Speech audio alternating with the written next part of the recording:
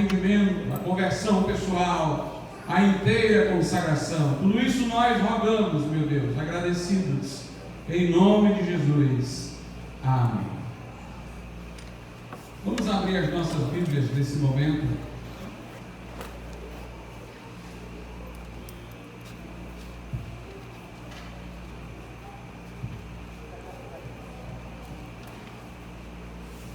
No Evangelho de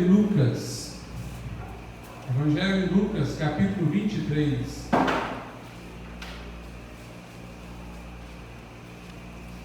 Prosseguindo numa série de pregações que originalmente não foram planejadas para isso, mas terminou se encaminhando para isso, todas sobre as palavras finais de Cristo na cruz. Lucas 23, versículo de número 46. Diz assim: e clamando Jesus com grande voz, disse: Pai, nas tuas mãos entrego o meu espírito. E havendo dito isto, expirou. Poder Senhor.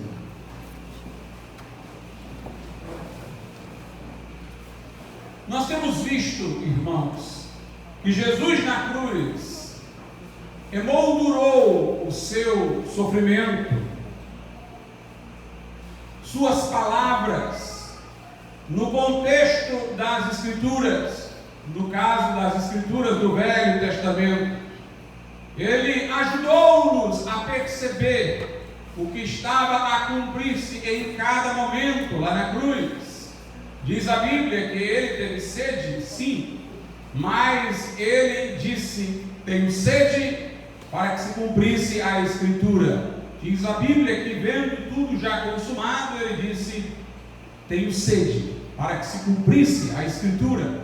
Portanto, ele deu expressão à sua sede no contexto da profecia messiânica de Salmos, que falava que ele teria sede lá na cruz. Quando ele disse: Deus meu, por que me desamparastes? Nós vimos no domingo passado que ele citava Salmo 22, versículo de número 1. Ele dava a expressão voz, a sua agonia daquele momento, em razão da separação do Pai, por causa dos nossos pecados sobre ele. Ele dava expressão à sua agonia através de um texto do Velho Testamento.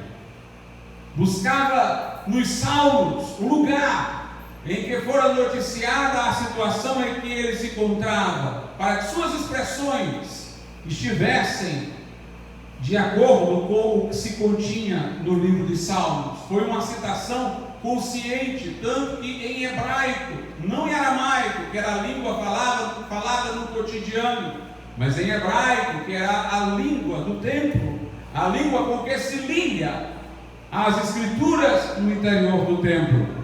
Ele disse: Lama sabachthani, Eli, lama sabachthani. E aqui nós vemos as suas últimas palavras. Ele disse, depois de ter falado: Pai, está consumado, em tuas mãos entrego o meu espírito. Ele disse, o que está no versículo 46, que eu até já indiquei: Pai, nas tuas mãos entrego o meu espírito. Depois de haver dito: está consumado, ele clamou com grande voz e disse: Pai, nas tuas mãos entrego o meu espírito. E havendo dito isto, expirou. Essa expressão, Pai, em tuas mãos entrego o meu espírito, também foi buscada no Velho Testamento. Foi buscada em Salmo messiânico. Seu último suspiro foi acompanhado de um grito, pelo qual se poderia reconhecer que algo estava a se cumprir.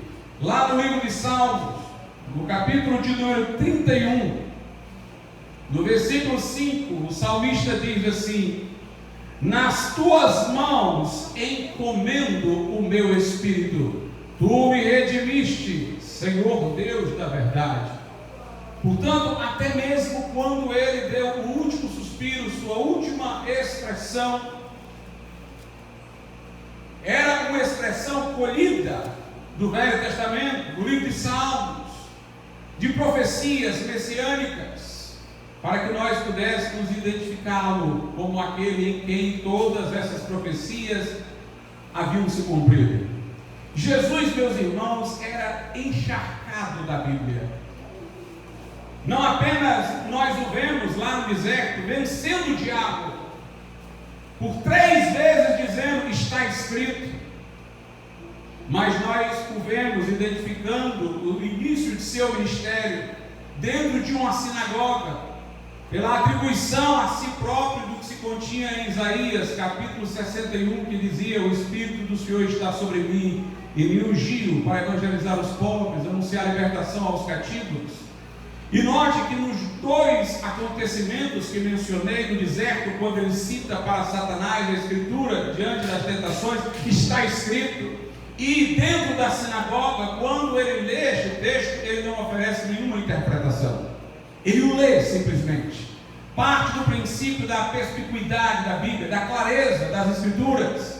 A Satanás ele diz está escrito e não oferece ao texto sequer qualquer explicação. Dentro da sinagoga, lido o capítulo 61 de Isaías, ele diz: hoje se cumpriu aos vossos ouvidos esta Escritura. Jesus, meus irmãos, ele estava a toda hora citando as Escrituras. Os apóstolos entenderam a importância disso, por isso em suas narrativas nos evangelhos, os apóstolos e os que estavam próximos aos apóstolos, como Marcos e Lucas, e escreveram, eles estão a toda hora falando de algo que Jesus havia feito e dizendo para que se cumprisse a Escritura. Aconteceu isso para que se cumprisse a Escritura. Os apóstolos aprenderam com Jesus a colocar em todas as suas vidas, as suas experiências, dentro da moldura do texto sagrado. É preciso que nós estejamos cheios da palavra de Deus também hoje, irmãos. Dizem que John Bunyan era um homem que trazia na sua linguagem cotidiana, no seu modo de falar, tudo que estava na Bíblia. Não era algo artificial, uma citação pensada, refletida. Seu modo natural de falar era escriturístico. Hoje nós vemos muitas pessoas aprendendo em seminários teologia e elas usam a linguagem da teologia, mas elas não parecem familiarizadas com a linguagem das Escrituras. Tivemos tempos em que os crentes eram chamados de Bíblia, porque citavam-na com frequência, porque tudo quanto diziam, falavam que era como estava escrito numa parte da Bíblia, e a citavam. Nós precisamos voltar a este tempo em que estamos cheios da palavra de Deus, em que estávamos cheios da palavra de Deus. Precisamos voltar a ter a Escritura na espontaneidade da nossa fala, e devemos buscar fazer condizer todas as coisas em nossas vidas com a Escritura, que é a nossa regra de fé e de prática. Jesus era a palavra encarnada, o verbo que se fez carne e habitou entre nós. Mas Jesus era o verbo encarnado, cheio da palavra escrita, cheio da palavra narrativa. Portanto, ele exaltou mais do que qualquer outro o valor da Escritura Sagrada, até nas suas palavras agonizantes lá na cruz do Calvário. Mas vamos entender um pouco essa expressão de Jesus. E clamando com grande voz, disse: Pai, nas tuas mãos entrego o meu espírito. E havendo dito isto, expirou. O que nós aprendemos aqui no domingo passado? Aprendemos que quando Jesus levou sobre si os nossos pecados, ele foi naquele momento separado de Deus, separado do Pai, não enquanto filho, porque enquanto filho ele disse: eu e o Pai somos um, pela doutrina da coinerência onde estiver o Pai está o Filho, onde estiver o Filho está o Pai. Por isso que Jesus disse: quem vê a mim vê o Pai, porque eu estou no Pai, o Pai está em mim. Em sua divindade, ele é inseparável do Pai, mas em sua humanidade, ele foi naquele momento separado de Deus Pai, porque entre ele e o Pai estavam os nossos pecados, que ele levava sobre si. E por isso o pai dele ausentou-se, por isso de repente ele teve grande agonia, que fez seu suor transformar-se em sangue. Tudo isso começou, esse processo de separação, lá no Getsemane. Por isso que no Getsemane, quando ele clamava, o Pai o socorreu com um anjo. O Pai não podia estar lá, porque ele já estava ali sendo pisado, moído. Estava num jardim onde uvas, azeitonas eram sujeitas à prensa para gerarem o vinho e o azeite. Ele levava o fardo dos nossos pecados e os levou até a cruz, onde padeceu maximamente por nós. Então, em razão dos nossos pecados sobre ele, ele deu aquele grito: Deus meu, por que me desamparaste?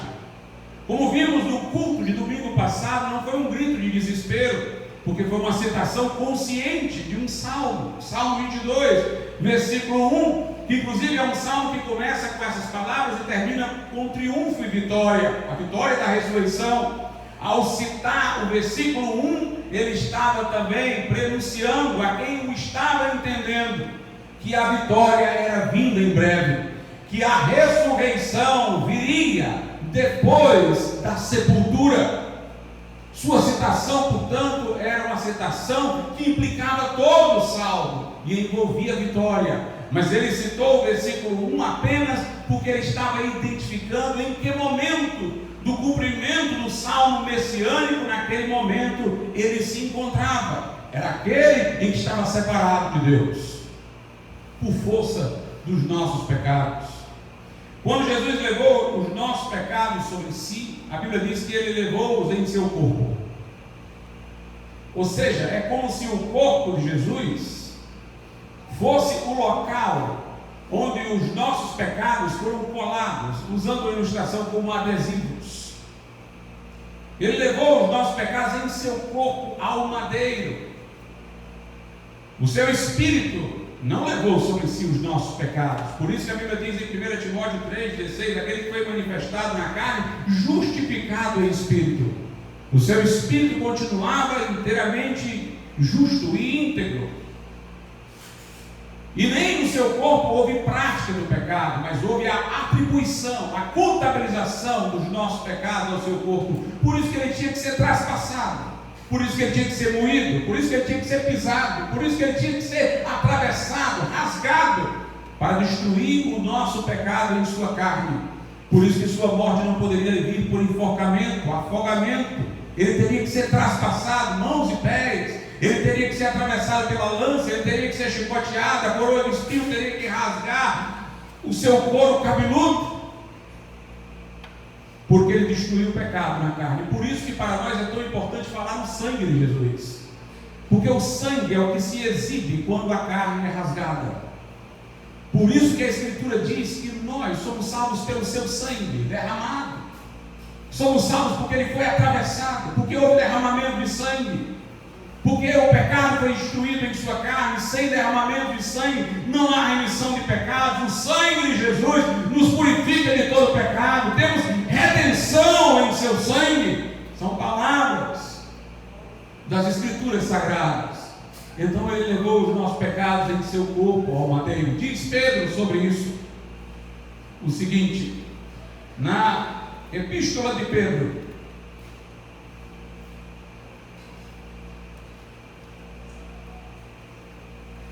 primeira Epístola de Pedro, capítulo 2, no versículo 24, diz: levando ele mesmo, e é bom que se observe a expressão ele mesmo, ele pessoalmente. Não foi algo que ele delegou a outro, não foi algo que ele fez por intermédio de outro, ele o fez pessoalmente. Levando ele mesmo, nós em seu corpo, os nossos pecados sobre o madeiro, para que mortos para os pecados, pudéssemos viver para a justiça. e pelas suas feridas fostes sarados. Na carta aos Romanos, no capítulo de número 8, a Bíblia nos diz o seguinte, Romanos 8, versículo de número 3, porquanto o que era impossível à lei, ou seja, nos salvar, nós não podíamos ser salvos por obras, por intermédio da lei, porquanto o que era impossível à lei, visto como estava enferma pela carne, ou seja, a lei estava fraca para salvar, não porque houvesse nela alguma coisa deficiente, mas porque havia alguma coisa deficiente em nós. Ela não nos podia salvar porque ela estava fraca pela nossa carne, nossa condição caída, nossa condição arruinada, corrompida, não nos permitia atender aos reclamos da lei, viver uma vida à altura da lei.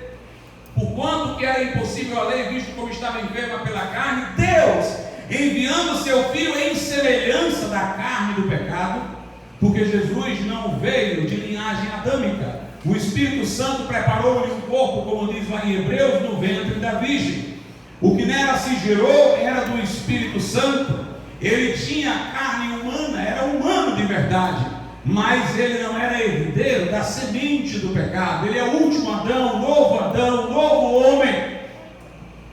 Ele veio em carne, mas veio em inocência, como Adão quando foi criado diretamente pelas mãos de Deus, a sua imagem e semelhança. Enquanto homem, ele veio em semelhança da carne do pecado, e pelo pecado condenou o pecado na carne.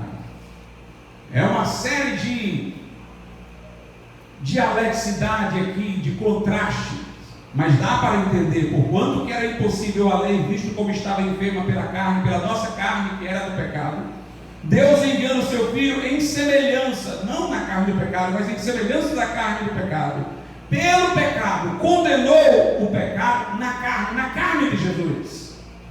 Deus condenou o pecado no corpo de Jesus, porque Ele levou os nossos pecados em seu corpo ao madeiro. E aqui nós temos uma situação muito interessante, é que a condição do Cristo interior, no invólucro do corpo, era como a nossa. Ele estava separado do Pai, porque entre ele, o Pai, estava o seu corpo. Como ele estava no corpo, muito embora, como disse eu, justificado em espírito, o seu corpo, trazendo sobre si os nossos pecados, criava um paredão entre ele e o Pai. Ele não podia ter naquele momento comunhão com o Pai. É como a nossa condição antes da redenção. Entre nós e Deus estão os nossos pecados. Entre o Cristo interior, o Espírito de Cristo, a alma de Cristo, e o Pai, naquele momento, estava o seu corpo, onde estavam lançados os nossos pecados. É como se Jesus, naquele momento, estivesse experimentando a condição do homem, separada, essa condição de Deus. E ele disse: Deus meu, por que me desamparaste? Até o fato, como disse eu no domingo passado, ele ter falado Deus e não Pai, aí é indicativo de alguma coisa. Como ele estava falando da separação, do distanciamento, ele não usou a expressão Pai, que indica a proximidade. Ele não disse: Pai, por que me abandonaste? Ele disse: Deus meu, por que me desamparaste? Ao usar a expressão Deus meu, mostra-se que ele estava falando como homem, não como filho, consubstancial ao Pai.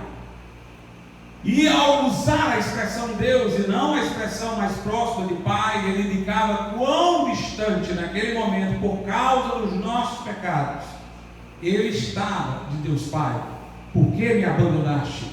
Ele colocou-se na nossa condição, pela qual se rompeu a comunhão entre nós e Deus, pela entrada do pecado no mundo, e ficamos, portanto, separados de Deus. E o inferno é a irreversibilidade dessa condição, é a eternização dessa condição de estar separado de Deus. Jesus, portanto, de um certo modo, ali desceu ao inferno, não ao local, mas à condição que permanece no inferno, de separação de Deus.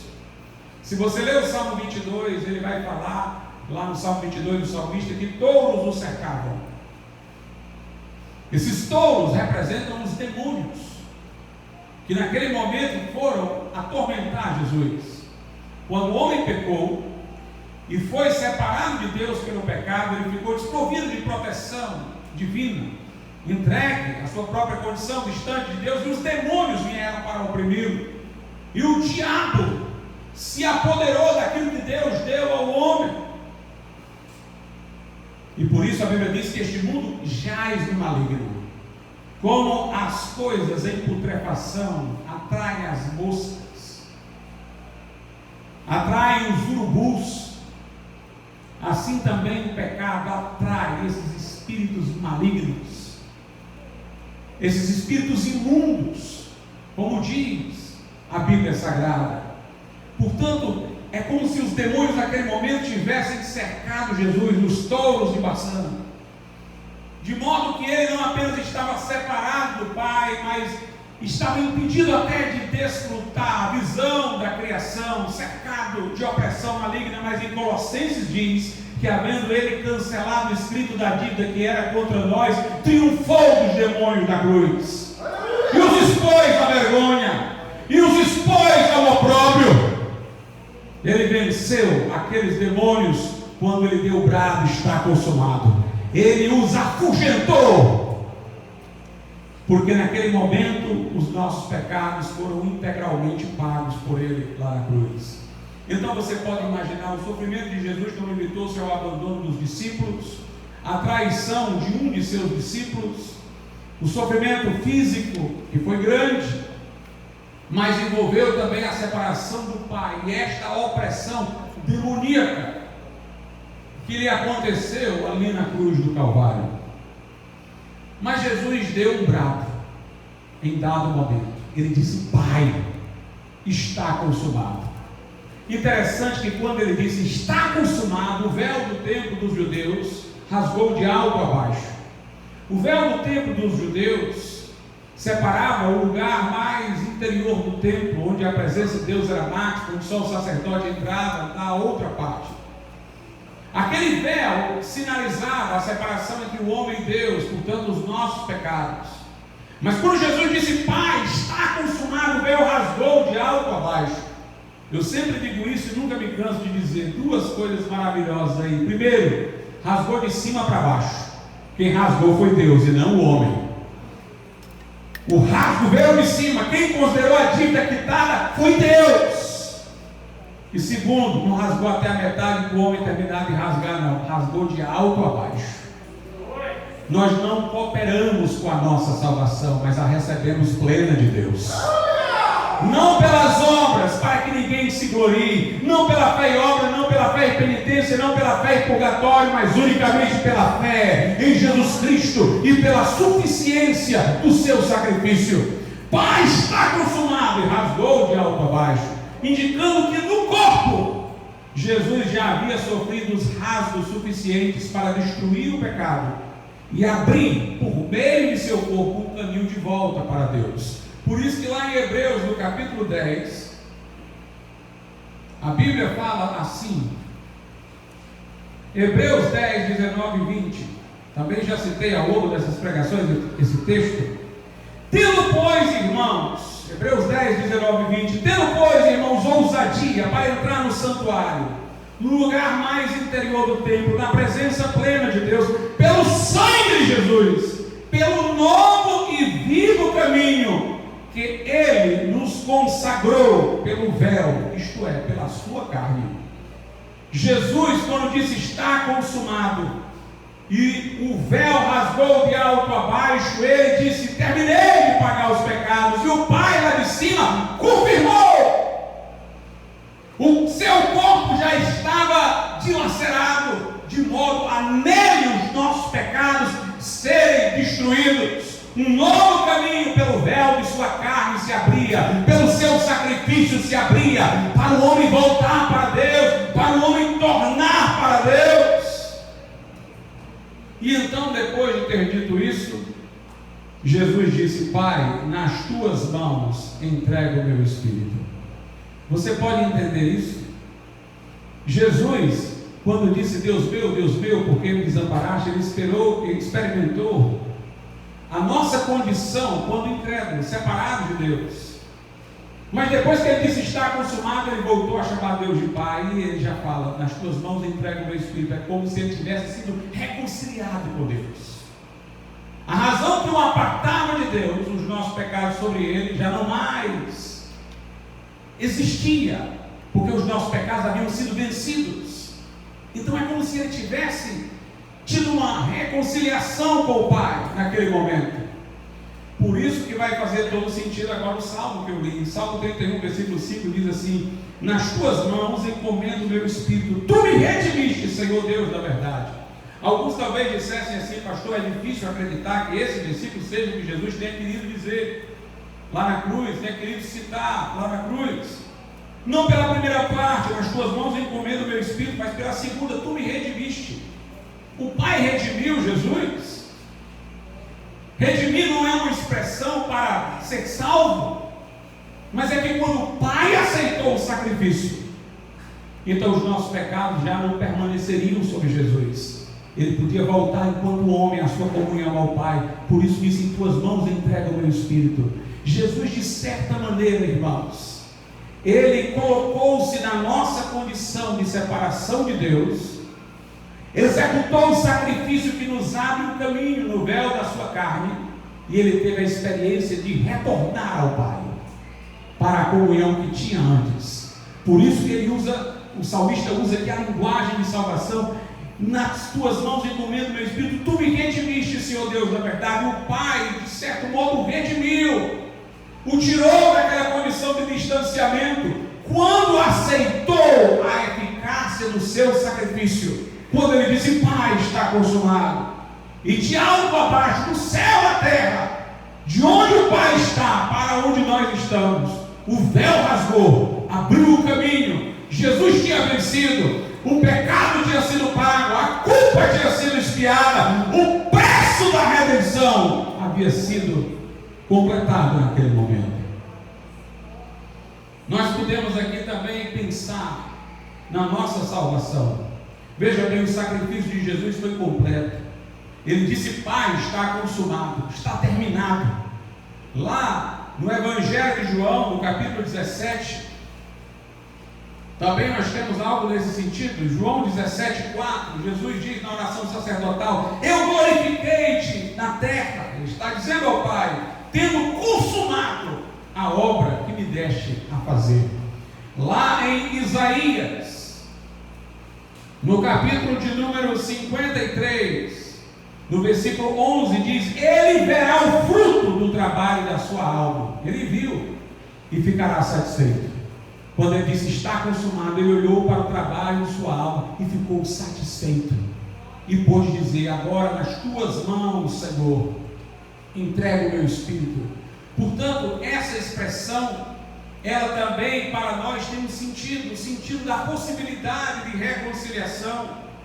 Qualquer homem, através do véu da carne de Jesus, confiando no valor do seu sacrifício, pode retornar ao Pai, pode retornar à comunhão com Deus, com base no que Jesus fez na cruz, com base no seu sangue derramado, é que eu posso ter confiança de entregar minha vida a Deus.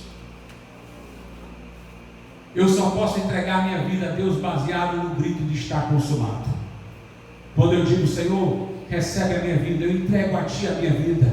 Essa entrega só tem valor se ela for baseada na confiança no sacrifício de Jesus, como completo, como pleno, como tendo quitado a nossa dívida. Jesus ali, confiante de que tinha terminado de consumar a sua obra, e com a confirmação do Pai, ele retorna. Agora ele já não é mais o que está desamparado, ele agora é o que volta para o Pai. Em tuas mãos entrego o meu espírito. Confiantes no sacrifício de Cristo, nós devemos entregar nossa vida a Jesus. A fé pela qual somos salvos é uma fé que envolve entrega.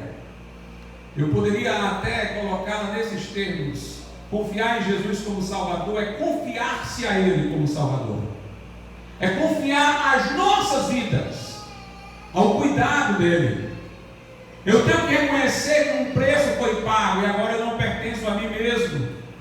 Foi pago um preço de resgate para eu sair da minha condição caída e agora ser propriedade exclusiva de Deus. Então, só há legítima fé quando há entrega. Entrega teu caminho ao Senhor, confia nele, o mais Ele fará. A entrega da vida a Deus, confiando no sacrifício de Jesus como completo, perfeito e eficaz. Essa é, em poucas palavras, a descrição da fé salvadora. Eu confio que o que Jesus Cristo fez foi completo, e com base nisso eu tenho ousadia para entrar no Santo dos Santos, por meio da fé. Eu entrego a minha vida a Deus, eu entrego a minha existência a Deus, para que Ele me salve. E aqui também nós temos uma coisa interessante: eu só posso ter salvação na minha vida se eu entregar a minha vida a Deus. Deus não pode me salvar eu segurando a minha própria vida. Eu tenho que colocar nas mãos dele para que ele a salve. Então, a fé salvadora não reconhece apenas Jesus, ou mesmo o Pai, como Salvador, por meio de Cristo, mas como Senhor. Eu tenho que entregar a minha vida para ser salva e, ao mesmo tempo, pela mesma lógica, eu estou entregando a minha vida para ser governada por Deus, para ser direcionada por Deus, para ser modelada por Deus. Já não mais me pertenço. Na cruz, quem eu era ficou, o velho homem. Do outro lado surge um novo homem, porque eu me entrego a Deus e Ele remodela a minha existência e me faz uma nova criatura, uma nova pessoa. Nas tuas mãos, Senhor, entrego o meu espírito, entrego a minha vida para nós. Nós temos também nessa expressão muitas informações interessantes. Como vimos, Jesus volta a chamar Deus de Pai. Antes tinha dito Deus meu, porque me desamparaste. Esse é o momento agora que indica a volta, a reconciliação, a comunhão filial novamente. Nós vemos aqui que Deus, a quem nós servimos, Ele não é uma força, uma energia cósmica. Ele não confunde-se com a natureza, como o dizem os panteístas. Ele é um Deus pessoal. Jesus aqui coloca-se numa relação com o Pai. Nas tuas mãos, pronome possessivo. Eu entrego o meu espírito, outro pronome possessivo. O meu eu entrego para ser teu. Tenho eu, tu, o meu, teu. São pessoas se relacionando. Assim como quando vimos a Jesus para sermos por Ele salvos, a relação foi pessoal. Jesus disse à mulher samaritana: se tu conheceres o dom de Deus, e quem é o que te diz, dá-me de beber, tu lhe pedirias e Ele te daria a água viva. Note, tu lhe pedirias e Ele te daria, tu e ele e tu. A relação com Deus é interpessoal. Jesus não entregou o seu espírito para se diluir num oceano cósmico, para ser diluído num espírito maior, como as visões panteístas, budistas. Jesus entregou-se à pessoa do Pai, eu e tu, o meu, teu, um relacionamento pessoal. O nosso Deus é um Deus, portanto, pessoal. Também nós vemos aqui que, com base no sacrifício de Jesus Cristo, nós podemos chamar a Deus de Pai. É como diz lá em Gálatas, que lemos no domingo passado: Deus enviou seu Filho nascido de mulher, nascido sob a lei, para resgatar os que estão debaixo da lei. E porque vocês agora são filhos, Ele deu o Espírito de adoção de filhos, pelo qual vocês clamam: Abba, Pai. Com base no sacrifício de Jesus Cristo, eu que estava distante de Deus posso chamá-lo de Pai. Posso entregar-me a Ele como um filho se entrega aos cuidados de seu pai. Se entrega aos cuidados de seu pai. É uma entrega, portanto, dentro de uma relação não apenas interpessoal, mas filial, de filho. filho e de pai, com base na confiança de que o sacrifício de Jesus me deu essa nova condição de relacionamento com Deus. Quando Jesus diz: Pai, em tuas mãos entrego o meu espírito, temos aqui também uma coisa importante, para além do assunto da salvação. É que quando este corpo morre, o nosso espírito continua. E se somos crentes, o nosso espírito vai estar com o Pai, vai estar com Deus. Heresias como o adventismo do sétimo dia, testemunhas de Jeová, acreditam que quando o homem morre no corpo, a alma, o espírito também encerram suas atividades, ou ficam dormindo na inconsciência ali, como se não existissem. Mas Jesus não estaria encomendando o seu espírito ao Pai, entregando ao Pai o seu espírito, se o seu espírito fosse, como dizem as testemunhas de Jeová, um mero fôlego, a respiração. Não faria sentido dizer: estou entregando a Ti, Senhor, a minha respiração, o meu fôlego. Não teria sentido entregar a Deus um espírito inconsciente. Ele estava entregando o seu espírito, porque após a morte física, o nosso homem interior, composto de alma e espírito, subsiste, ou com Deus, se formos crentes, ou longe de Deus, se nós o negarmos, se nós formos incrédulos. Jesus, portanto, está confiando o seu espírito ao Pai em consciência, entregando o seu espírito ao Pai conscientemente. E quando nós morremos, como disse, o corpo volta ao pó, mas o espírito vai para Deus se somos salvos pela graça. E o espírito lá no céu é o germe da esperança da ressurreição. Porque a Bíblia diz em 1 Tessalonicenses 4 que quando Jesus vier no arrebatamento, Ele tornará a trazer com Ele os que morreram em Cristo. Quando diz tornará a trazer com Ele, quer dizer que os espíritos que estão lá virão com Ele, para retornarem aos corpos pela ressurreição. Ele tornará a nos trazer com Ele pela sua palavra de ordem, que é o alarido. O espírito volta ao corpo, e os que morreram em Cristo ressuscitarão primeiro. Depois nós que estivermos vivos, sem que morramos, seremos transformados, e este corpo corruptível se revestirá de incorruptibilidade, este corpo mortal de imortalidade, e todos seremos arrebatados ao encontro do Senhor nas nuvens, e estaremos para sempre com o Senhor. Quando morremos, nosso espírito vai estar com Deus, mas esse é um estado intermediário, não final, porque Deus nos fez espírito, alma e corpo, e Deus não vai deixar nada que o diabo estragou sem redenção. Nossa esperança definitiva não é viver como espírito desencarnado, muito embora estando no céu em espírito estejamos em melhor condição do que agora neste corpo que é herança da queda. Por isso que Paulo disse: eu desejo partir e estar com Cristo, porque isso é muito melhor, mas por causa de vocês é que eu permaneço na carne. Se é melhor a condição de estar espiritualmente com Deus agora do que a condição presente, ainda há uma condição melhor, porque nós não desejamos ser despidos, mas revestidos, porque nós desejamos ressuscitar fisicamente como Jesus ressuscitou ao terceiro dia. Mas o fato de o nosso espírito ser encomendado a Deus, guardado por Deus, estar com Deus, é a garantia de que Deus tornará a trazer os nossos espíritos como Cristo para retorno ao corpo, para a salvação em seu estado definitivo, quando o nosso corpo será redimido e todo o nosso ser, espírito, alma e corpo, irão herdar aquilo que Deus tem reservado para os que Ele redimiu. Nas tuas mãos, Senhor, entrego o meu espírito. Há, porém, um sentido aqui dessas palavras de Jesus: nas tuas mãos entrego o meu espírito, que somente Jesus poderia expressar. Há um sentido nas palavras aqui ditas que fogem ao que qualquer um de nós poderia dizer, que só pertenceria a Cristo.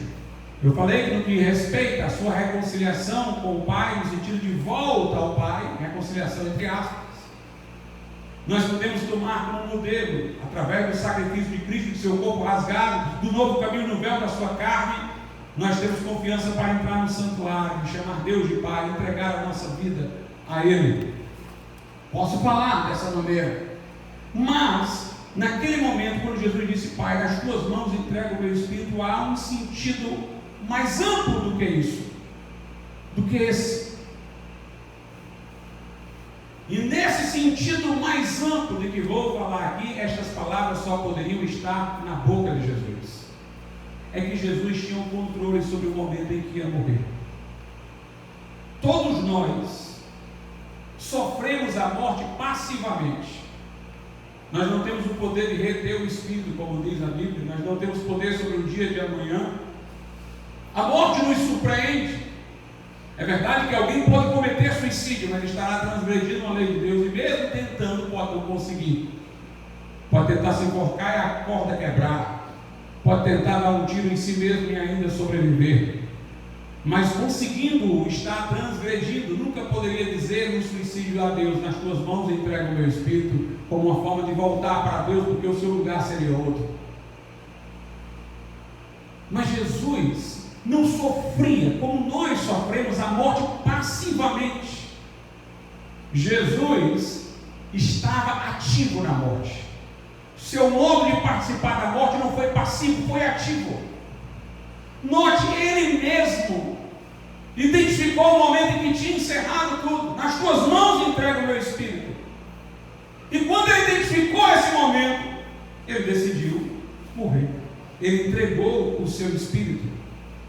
Entendam, Jesus não tinha que morrer, porque nele não havia pecado.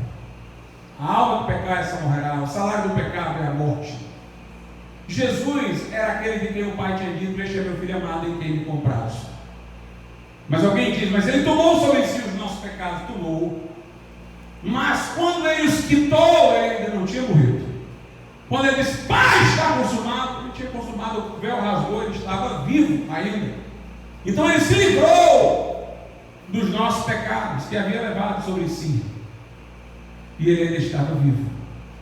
Mas naquele momento ele entendeu que havia pago, havia terminado. Então ele disse: nas tuas mãos, Senhor, eu entrego o meu espírito. Eu terminei, não há mais o que fazer aqui. Foi completado, foi concluído. Sua participação na morte não foi passiva, sofrendo-a como quem está sem o controle dela. Foi ativa, tendo o controle da morte. E ele disse isso antes de morrer. Em João, no capítulo de número 10, versículos 17 e 18, Jesus falou assim: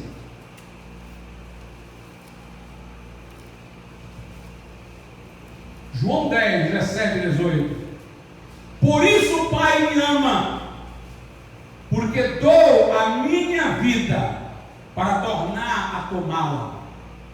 Ninguém me tira de mim, mas eu de mim mesmo a dou. Tenho poder para a dar e poder para tornar a tomá-la. Este mandamento recebi de meu Pai. Jesus diz: ninguém pode me matar, nem o Império Romano, nem os judeus, nem a cruz.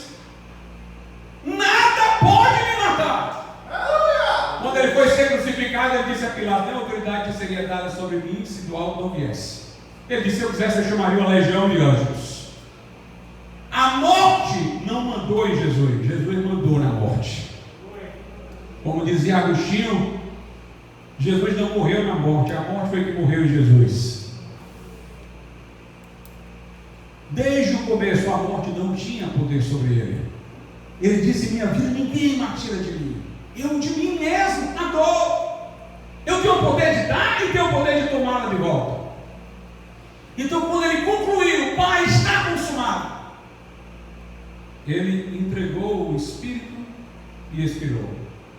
Por isso, meus irmãos, que Estevão, que quis falar muito parecido com Jesus na hora que morreu, ele não disse as mesmas palavras de Jesus: Pai, nas tuas mãos entrego o meu espírito. Ele não disse assim, exatamente porque ele entendeu que daquelas palavras de Jesus havia coisas tão profundas, que daquela forma como Jesus havia dito, somente Jesus poderia falar. Mas Estevão disse uma coisa parecida, mas distinta. Veja o que Estevão disse quando foi apedrejado. Em Atos, no capítulo de número 7. Eu vou ler primeiro o versículo 60 e todo mundo vai ver qual é a associação. Quando ele estava sendo apedrejado, diz assim no versículo 60: e pondo-se de joelhos, clamou com grande voz: Senhor, não lhes impute este pecado. E tendo dito isto, adormeceu. É muito parecido com aquela parte que Jesus diz, né? Pai, perdoa-os, porque eles não sabem o que fazem. Estevão aqui está morrendo e imitando o seu mestre, ele está dizendo: Senhor, não lhes impute este pecado. Agora, veja aí o versículo 59. E apedrejaram Estevão, que em invocação dizia: Senhor Jesus, recebe o meu espírito. Ele não diz: eu entrego, como se ele tivesse o poder sobre a vida e a morte, como Jesus tinha. Obviamente, em certo sentido, nós poderíamos dizer o que Jesus disse, usar a palavra que ele usou, mas Estevão era tão reverente que ele não quis usar a mesma palavra para que não se colocasse em pé de igualdade com Cristo, que tinha poder sobre a vida e a morte, podia escolher quando morrer. Ele disse: Senhor, recebe. Não sou eu que entrego, eu estou morrendo passivamente, mas recebe o meu espírito. Interessante que a Bíblia diz que quando Estevão disse isso, ele havia, cheio do Espírito Santo, visto a glória de Deus e o Filho do Homem em pé à sua direita. Jesus tinha se colocado de pé em seu trono para receber o espírito de Estevão. Meus irmãos, não tem maior alegria e segurança do que essa, de alguém poder saber que na hora da morte morre como filho de Deus, morre chamando Deus de Pai, morre encomendando a Deus o Espírito, porque já o entregou antes, entregou a vida toda a Deus. Não há maior alegria do que esta segurança de salvação, de a pessoa poder morrer e entregar a Deus a sua vida. O verdadeiro crente, ele não vai morrer ressentido, sabe por quê, irmão? Porque quanto mais ele chega no limiar dessa vida e nas portas do céu, mais ele se sente cativado, chupado, atraído pela eternidade, maravilhado, como Estevão estava vendo o céu aberto. E nesse momento não há mal algum que alguém lhe faça que pode distraí-lo pelo ressentimento do desejo de ir para o céu. Por isso que ele vai morrendo dizendo: Senhor, perdoa todo mundo, deixa tudo aí para trás, deixa de lado, eu quero chegar aí. Recebe o meu espírito. Portanto, apoiado no que Jesus Cristo fez na cruz, hoje entregue a sua vida a Deus. Entre num relacionamento filial com Deus. Entre num relacionamento com o Senhor. Deixa Ele transformar a tua vida, perdoar os teus pecados. E quando um dia a morte bater a porta, você vai conseguir ver além da morte Jesus em pé à direita do Pai, esperando por você. Você vai morrer com segurança e certeza da sua salvação. Vamos ficar de pé.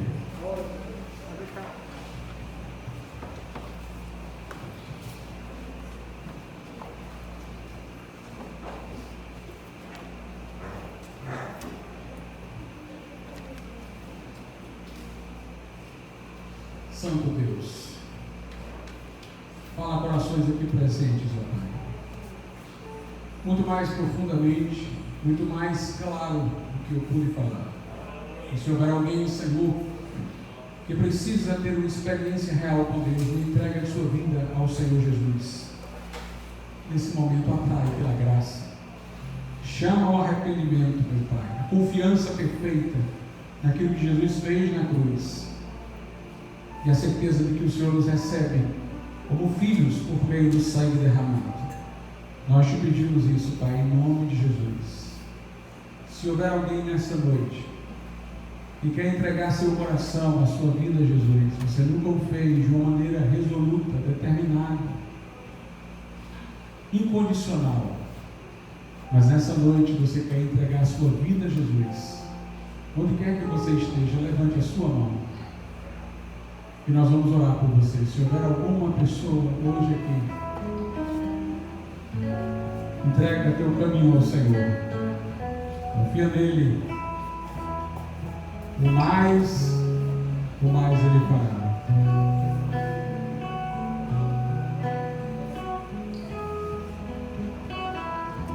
Amém.